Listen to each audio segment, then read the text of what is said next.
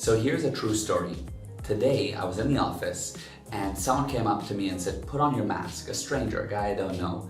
And I kind of acknowledged him, and later on I just knocked on his door and I said, "Hey, I want to talk to you a little bit more. You asked me to put on the mask. I know you were coming from a place of wanting to help. I mean, otherwise you wouldn't have mentioned it because you don't want me to get sick, you don't want me to spread it to others, so I get that you're coming from a good place.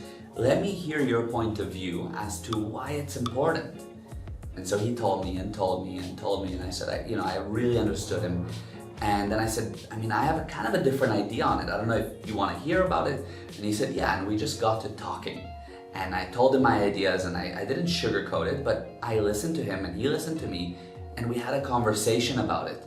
There was no emotions, there was no belittling. On these Facebook debates, I see people just going at it with each other where it's not about facts anymore, it becomes about some belittling actions. So in this particular conversation, it was constructive. The idea was genuinely to understand one another and say, you have one point of view, I have another, we both want to help each other, maybe we can expand.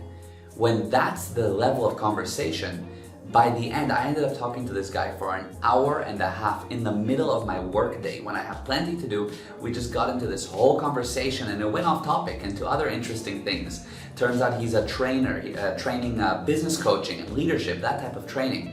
And he told me about how he teaches people, and I told him my ideas, and we discussed what is responsibility, what is right and wrong, all kinds of stuff.